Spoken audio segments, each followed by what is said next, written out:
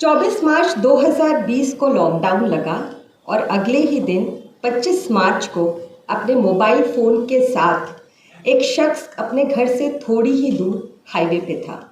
रोज़ की तरह टहलने निकला था अपने ट्रैक सूट में। बड़ी संख्या में लोग हाईवे पर पैदल चले जा रहे थे अपने घरों गांवों की ओर।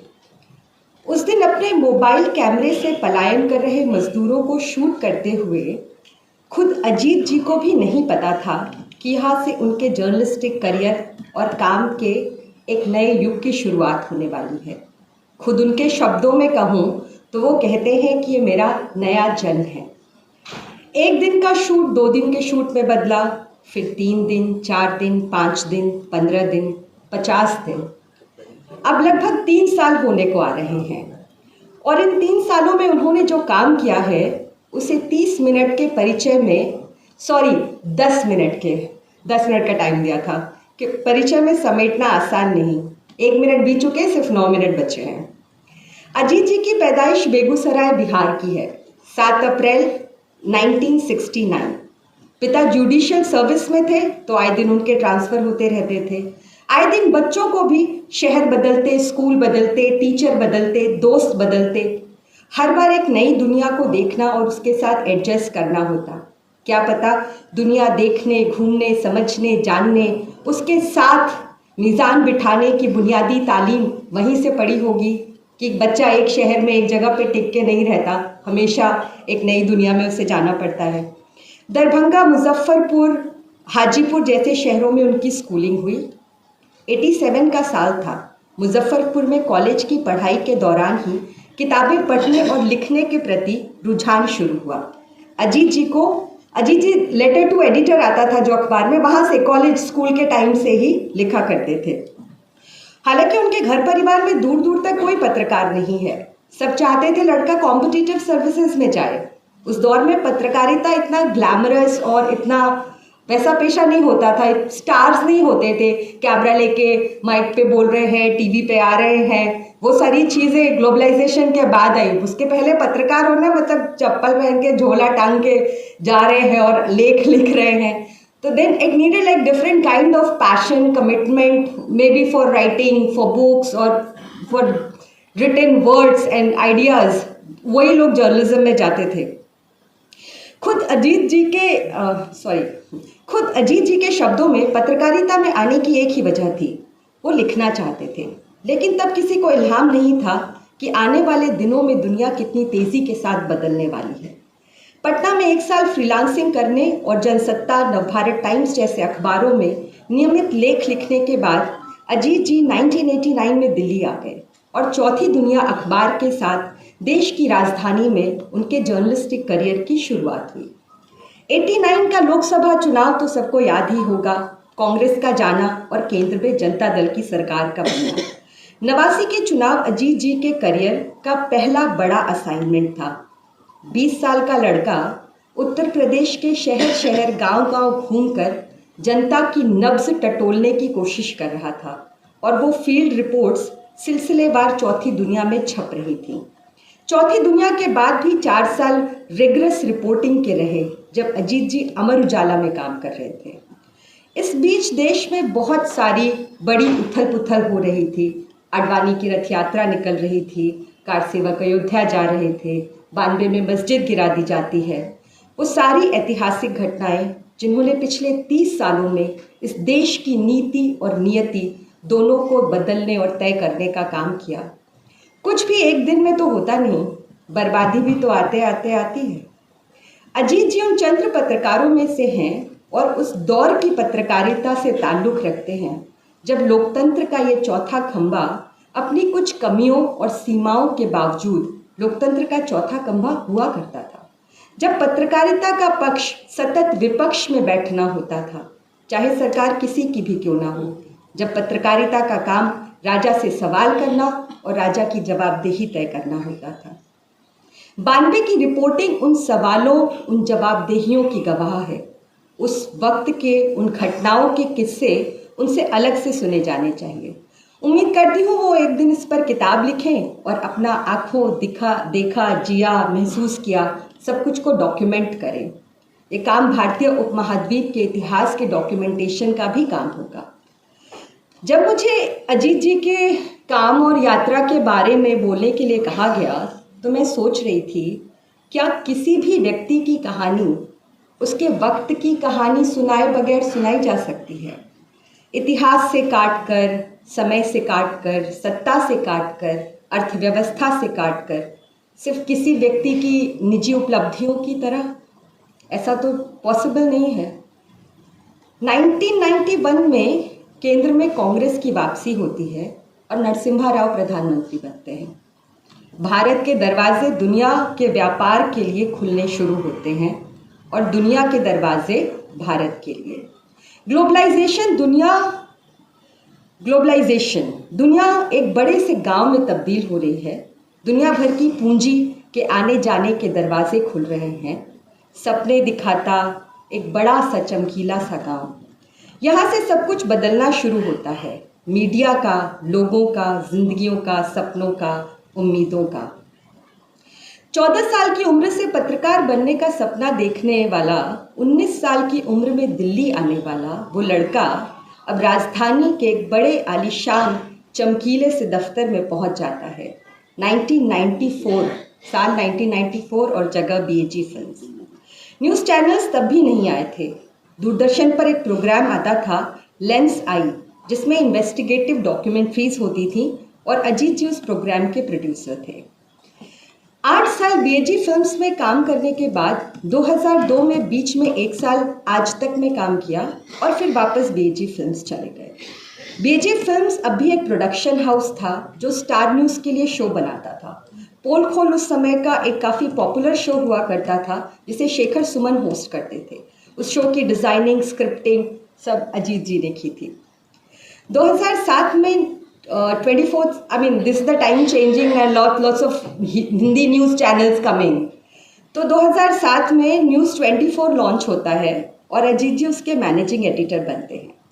1989 से लेकर अब तक 18 साल बीत चुके हैं। ट्रेनी रिपोर्टर अब मैनेजिंग एडिटर है। ये हमसे बेहतर तो वे खुद जानते हैं कि उन अनगिनत रातों में अकेले अपने कमरे में बैठे उन्होंने क्या महसूस किया होगा जब वो चाहकर भी सवाल नहीं पूछ पाए होंगे, चाहकर भी सच नहीं बोल पाए होंगे। 2007 में जी मैनेजिंग एडिटर बन तो गए थे, लेकिन थे अब भी खाटी रिपोर्टर ही। तभी तो एक ही साल बाद अपना माइक कैमरा लेकर बिहार पहुंच गए, बिहार फ्लड की रिपोर्टिंग करने, जिसके लिए 2010 में उन्हें रामनाथ गोयनका अवार्ड से सम्मानित किया गया। न्यूज़ 24 में जो एक शो आता था, सबसे बड़ा सवाल, आप सबने देखा होगा, जिसमें अजीत जी अक्सर बड़ी बड़ी जिम्मेदारियों का बैज अपनी छाती पर टांगे गैर जिम्मेदार लोगों से जिम्मेदाराना सवाल पूछते, मुश्किल सवाल पूछते और उन्हें मुश्किलों में डालते। वो शो कई बार काफ़ी इंटरेस्टिंग होता था। उनसे मुलाकात करनी हो, ये मैं पर्सनली बोल रही हूँ, अगर अजीत जी से मुलाकात करनी हो तो वो शाम में सबसे मुफीद है जब उन्होंने कोई ऐसा धांसू इंटरव्यू किया हो। वो जब सच बोलते हैं, दिल का बोलते हैं, खुलकर बोलते हैं, उस शाम बहुत खुश होते हैं और अपने रियल एलिमेंट्स में होते हैं। उस शाम अगर आपकी किस्मत अच्छी रही तो आपको उनके हाथ का बना हुआ मटन भी खाने को मिल सकता है। मैंने कुछ ऐसी शामें गुजारी हैं साथ में, इसलिए मैं जानती हूँ। फिलहाल इधर उधर की बहुत सारी टेढ़ी मेढ़ी घुमावदार यात्राओं के बाद अजीत जी 2018 में आते हैं TV9 और उसके बाद दनादन जो बम फूटने शुरू होते हैं कि मेरे खाटी कम्युनिस्ट मार्क्सिस्ट फादर, जो न्यूज़ चैनलों से और टीवी से उनको सख्त नफरत है, वो रवीश कुमार को छोड़ के उनको लगता है कि बाकी सब चोर हैं, बिके हुए हैं, सब बकवास चल रही है, but he got obsessed with that TV9 का शो जो अजीत जी करते थे। रोज़ उसको बहुत कमिटमेंट के साथ देखना और फिर उसके बारे में बात करना, बिकॉज वो बहुत हार्ड हिटिंग था। अब अजीत जी वापस अपने उस रियल एलिमेंट में आ रहे हैं जहाँ पे वो बहुत स्ट्रांगली क्रिटिसाइज कर रहे हैं, विपक्ष में बैठे हैं, सवाल पूछ रहे हैं, अकाउंटेबिलिटी तय कर रहे हैं, और जो पूरा आर्टिकुलेशन है और जो पूरा तेवर है और जो पूरा अंदाज है वो बहुत गजब का था। और वो काफ़ी, उसके लिए क्या कहे, anyway I lost the track here. हाँ, तो मेरे पापा वो कमिटमेंट के साथ देखने लगे और काफ़ी अभिभूत होते थे। 2019 के आखिर में TV9 छोड़ने के साथ मेन स्ट्रीम मीडिया में अजीत जी का 31 साल पुराना सफ़र खत्म होता है। कोई कह सकता है इतना तो कर लिया, अब रिटायरमेंट का समय है, अब थोड़ा आराम करते हैं, किताबें पढ़ते हैं, सिनेमा देखते हैं, दुनिया घूमते हैं। लेकिन बेचैन आत्माओं को आराम कहाँ।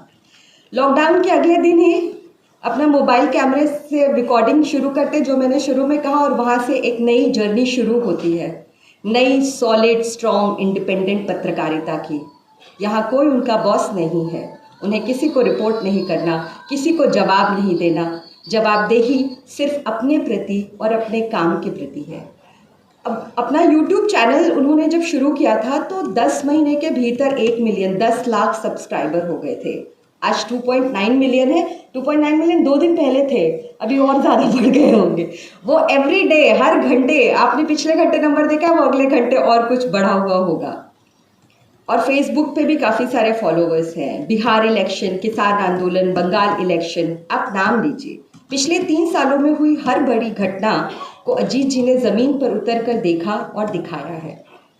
मैं खुश हूँ कि आज ये सम्मान कुलदीप नैयर पत्रकारिता सम्मान अजीत जी को दिया जा रहा है, और इसलिए भी खुश हूँ कि इस मौके पर उनको इंट्रोड्यूस करने का ये काम प्रशांत जी ने मुझे सौंपा है।